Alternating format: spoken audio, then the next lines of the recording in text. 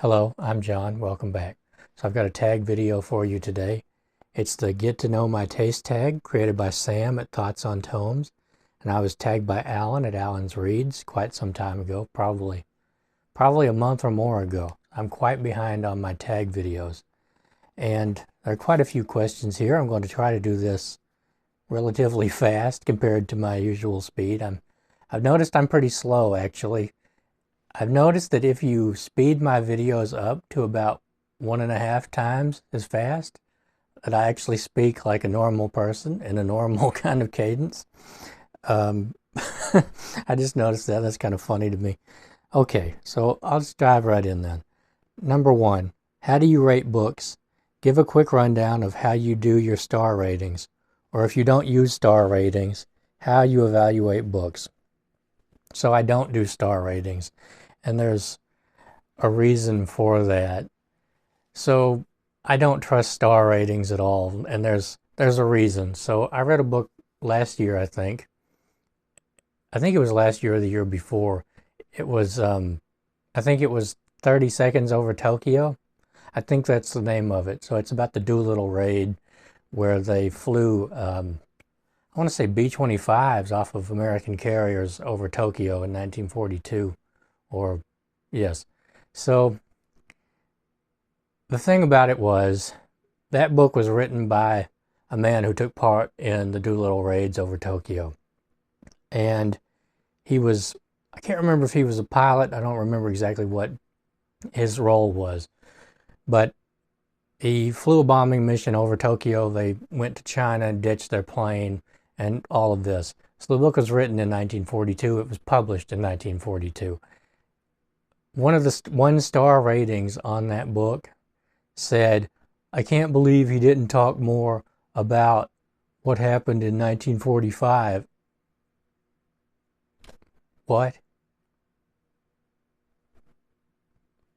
I can't believe he didn't talk more about something that happened 3 years in the future.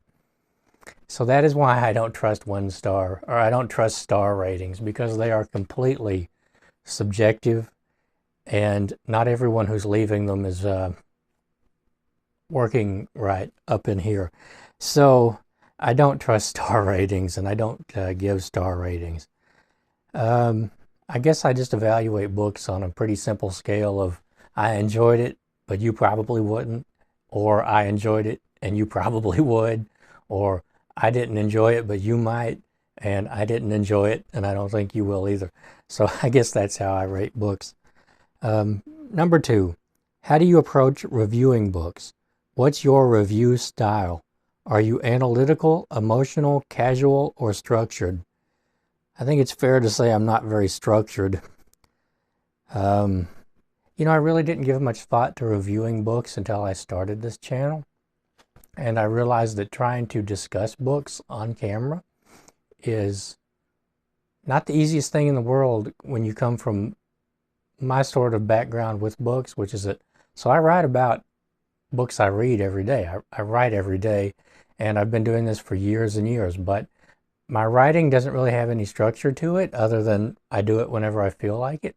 So I might write a page or two here about a book and then write another page or two a couple of days later, and I might say exactly what I said in that earlier statement, except change it up a little bit.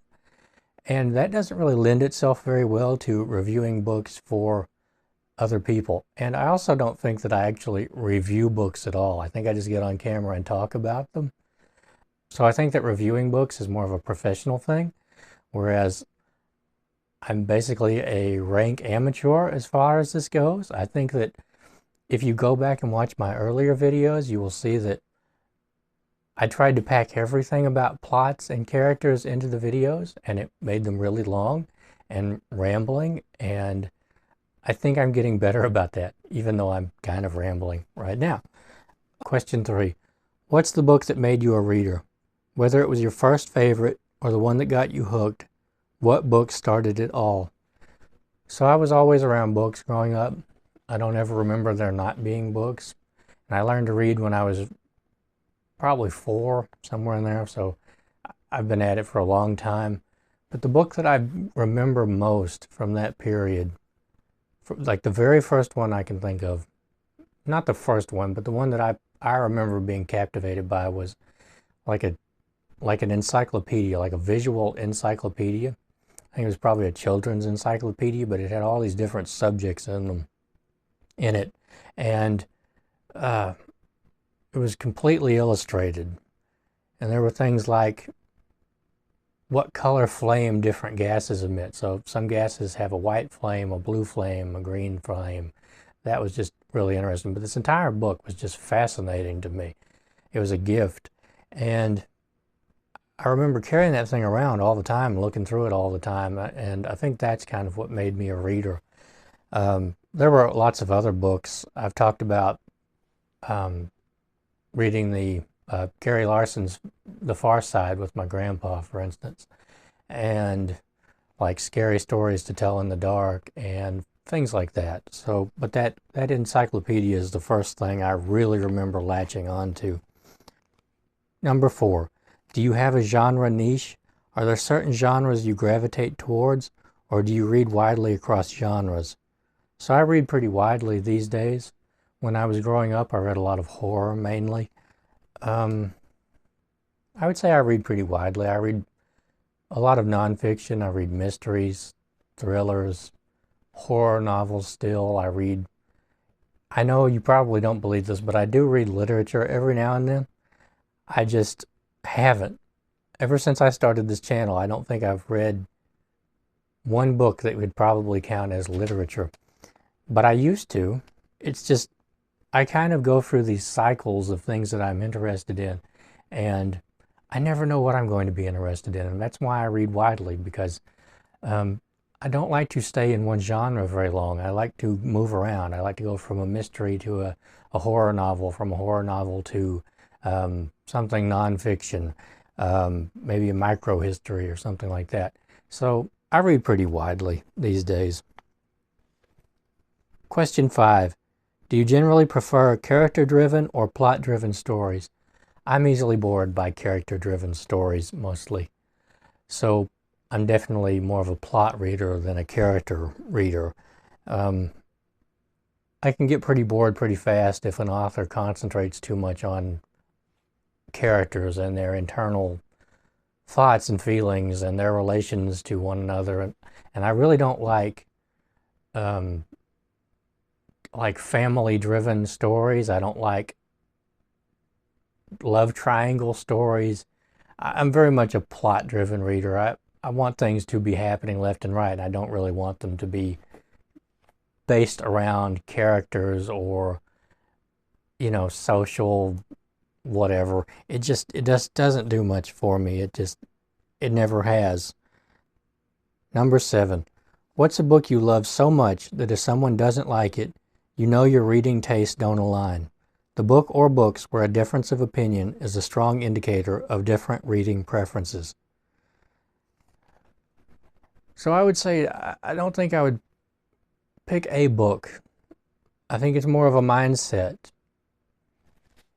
If you have a closed mindset to books, if you say, well, I won't read that because of this, or I won't read this book because it was written by this author. My personal thoughts on that sort of thing is that, it's like people who talk about, well, I want to get rid of this book and I want to get rid of that book. How do you know what to dislike unless you encounter it? Right? Like, how do you know what you stand against unless you encounter what you should stand against? So I guess if you're just kind of closed-minded about things, then we're probably going to be at odds with each other at some point. But I don't know if I would say, because there's plenty of people on BookTube who I watch and respect, and I enjoy their videos very much, and our reading tastes don't align. And I enjoy watching their videos for that reason, because it opens me up to a whole different perspective on things.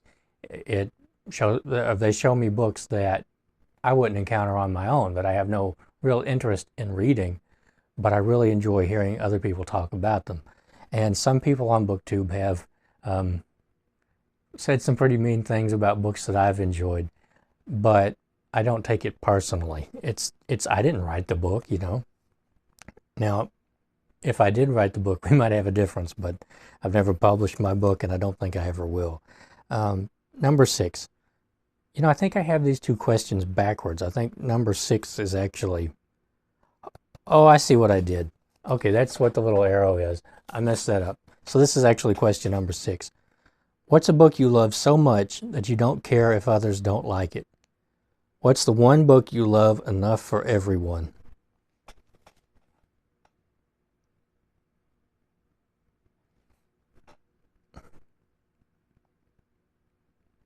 I don't know. I don't know. I mean, what books have I read that you don't like? Let me know. I, I, I don't really encounter this much because I read a lot of different books, and I do read books that other people read, but I have noticed that sometimes I'll read like a biography from 1978 that nobody else has read. So I really don't know an answer to that. I mean, I guess really that would be all the books I read. I don't care if you like them or not. Yeah, so okay. Number 8. Oh, and you shouldn't care if I like the books you read or not. You shouldn't care if anybody likes the books you read. You read what you read and enjoy it.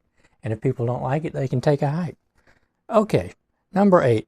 What's in your trash pocket? What books, tropes, or themes you know are bad, can't read my own writing, but you love them anyway? Tropes, books, tropes, or themes you know are bad, but you love them anyway. So most horror novels are bad, but I love them anyway. I love dark and stormy nights. I like ghosts. I like monsters. Yeah, so I guess that would be it. I guess most horror novels I enjoy. Now, I have a hard time reading horror novels anymore because they're pretty poorly written in most cases. Most cases, don't jump on me. There are some that really shine, but the majority, and this is true for any genre, the majority are just not very good. But I enjoy the elements of the plots, even when the author doesn't carry it off correctly. I don't mean correctly so much as carry it off well. Okay, so I'm digging a hole for myself here, I bet, with viewers. Okay, number 9. Do you have any deal breakers in books? Something that, if present, immediately turns you off from a book. Okay, yes. So, romances generally turn me off in general. I feel like in a lot of books that I read, the fiction books that I read, there are romances that are just completely unnecessary to the plot.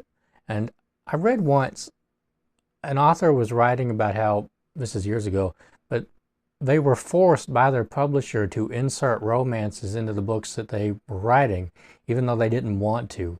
And I know if it happened to one person, it must have happened to many people.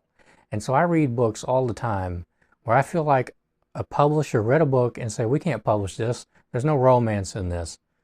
You know, go back and rewrite it. And I just feel like that's unnecessary. And I don't feel like most writers carry it off very well because that's not what they set out to write. And I don't really care for the big family dynasty books at all. At all. Okay, number 10. What's a strong opinion you have about a book released within the last year? Whether it's overrated, underrated, or just a take you need to share. So I looked, and the most recent book published that I have read was from 2020. I think it was 2020. It was the book I read not too long ago on Abraham Lincoln. I think it was called Lincoln on the Verge or something. It was about the days between Abraham Lincoln's election and his inauguration and the train trip he took from Illinois to Washington, D.C. It was really, really good. I was afraid that it wasn't going to be very good because I felt like the cover was kind of cheap looking, but it was a really, really good book. Number 11. What do you look for in writing? What makes a book stand out to you? Is it prose, style, themes, voice, structure, or something else? So if I'm completely honest, themes usually just go completely over my head. Symbols and themes. I tend to be pretty literally minded, and I can't help but feel sometimes like certain people who talk about themes and symbols in books are pulling them out of their own head, projecting onto the text what they themselves want to see there. That's not always the case, but that's how it usually seems to me. What do I look for in writing? I look for dialogue that isn't terrible. I look for an interesting story. I look for characters that aren't completely flat. And I just, I'm not really good about answering questions like this because I don't really think about these sorts of things. I just open a book and I read it, and if I enjoy it, I keep reading it. I don't really think about plot or themes or structures or anything like that. Okay, number 12. How do you decide what to read next? Do you plan ahead, mood read, or follow external factors? Hype, recommendations, ARCs. So the only ARCs I've ever had are ones that I bought secondhand for books that were already long since published. Hype doesn't do much for me. I don't read new books generally. I don't ask for recommendations very often either, because I'm pretty well knowledgeable about what's in the world of books, at least the books I'm interested in, and I'm pretty good on searching for them. Now, it's good to hear other people's opinions, but I rarely ever read a book right when I get it, or I'm rarely ever sitting here and think, I need to read a book about that guy.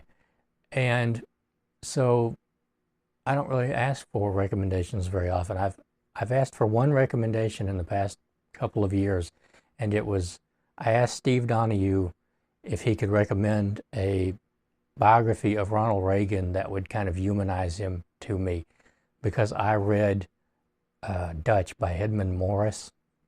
That is a weird book, and it makes Ronald Reagan seem like an automaton that they would put in a closet and then open the closet and out he would come and do his whatever he's programmed to do and then put him back in the closet. That is a really weird book, and I was looking for something that would kind of make Reagan look like a human being. And so I asked Steve, and he recommended Max Boot's biography of Reagan. I haven't come across it yet, but I'm still looking for it. Let's see. What I usually do to decide what I'm going to read next, I usually either know, like I'll look and go, I know I'm going to read that next, or what I normally do is, if I can't figure out what I'm going to read next just automatically, I will go around the room and grab books and put them in a stack, and then I will read through the books, and if none of them fit, I'll put them back. I'll get more books, and I'll just keep doing that until I find a book to read. That doesn't always work, and sometimes that takes a while. Usually I know what I'm going to read next, though, usually. But it's not due to external factors, almost never. I don't really plan ahead. I'm pretty much a mood reader. That's what I'm discovering since I've started this channel. I'm a mood reader. Number 13. Where do you get inspiration for your BookTube content? What sparks your video ideas?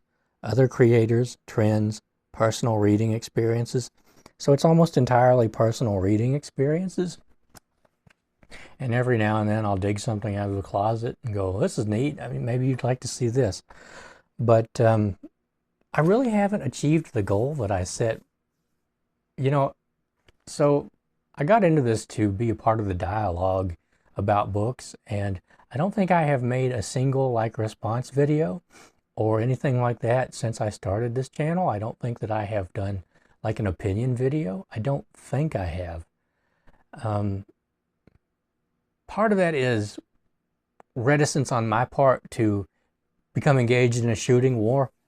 I have noticed that opinions in the BookTube sphere are highly charged with emotions sometimes, and people will swoop out and attack you and then swoop away. And I haven't really wanted to bring that kind of fire upon myself. But also, I tend to be kind of a perfectionist, and I like to have really airtight arguments before I air them. And I think that has kind of hobbled me a little bit in doing content like that. Um, because I like to see things from every side. And another thing is, so when I was 17 or 18, I knew everything. I knew everything. Now that I'm 32, I realize that I know nothing. And so I'm always a little bit hesitant to shoot out my opinion, because I know that there is so much that I don't know. I don't really mean in like a Socrates sense. I mean that I'm dumb. Like I don't know what's in other people's minds. I don't know what's going on in the world. I don't know the ins and outs of everything. And I don't really like to offer up an opinion that I feel is on shaky ground. So I just I haven't gone into that sort of content. So my content is pretty much entirely me talking about books, the books that I've read. And I really admire other people who will make videos and go, this is going on, here's my opinion on it. I would like to be able to do that kind of content. Um, I just kind of hold myself back from it. Okay, question 14. If you could make any book go viral right now, what would it be? A book you think deserves more attention, and why? So there are loads of books that I think deserve more attention. I read old books all the time, books that I find that I know have been sitting on people's shelves for 50 or 60 years unread. And these are books that people just aren't interested in anymore. And part of the nice thing about having this channel is that I can, here's a book right here. This is Bring Out Your Dead by J.H. Powell. I read this earlier this year. This is from, I think, the early 60s or the 50s. It's fantastic. It's about a yellow fever outbreak in Philadelphia in 1793. This is a tremendously good book, but you never really hear anybody talk about it. The only person I think I've heard talk about this book is Steve Donahue, and he's the one who actually got me to read these Time Inc. books. I don't think it'll focus on these, or on that. It's too small, but these are Time books, and they're from the early 60s, and they're just tremendously good, and I hear almost nobody talk about them. So there are all kinds of books that I read that I wish would go viral, that I wish more people would read. Question 15. Who are some booktubers with reading tastes similar to yours? There would be lots of people. Not completely, of course, but there are all kinds of people with tastes similar to mine in one way or another. So I don't think I've read any Conan books since I started this channel. I know I haven't. But I read books like Michael K. Vaughan reads. I love his channel. I've loved watching his videos because I've read quite a few of the books that he has read, but I haven't read them for quite some time, and it's nice sometimes to hear somebody talk about them. I sometimes read the sorts of books that Ollie at Criminally reads, or Alan at Alan's Reads, who tagged me for this video. We both like Alistair MacLean quite a bit, and he's on a project of reading war poets and war journalists, and I read a lot of books about war. So Greg at Another Bibliophile reads a lot of books that I have read and books that I want to read. And I don't really have to have similar interests with somebody to enjoy their videos. Brian at Bookish, for instance, I watch his videos. I watch pretty much every video he makes. But I don't know if he and I have read I think that he and I have read one book in common since I started watching his channel over 2 years ago, which is The Professor's House by Willa Cather. I think in that time, that's the only book that we have read that is common to both of us. So I feel this is kind of like the tag prompt. So yeah, there are loads of great booktubers. There are loads of great booktubers that I have very little in common with as far as what we read goes. Yeah, so I'm sort of starting to ramble here. I just wanted to do this tag pretty fast, and yeah, I feel like I probably haven't done my best on this one if I'm going to be honest with you. But okay, so that was the Get to Know My Taste tag. I'd like to thank Sam for creating this tag, Sam at Thoughts on Tomes. And I'd like to thank Alan for tagging me. And I want to thank you for watching, and I'll see you next time.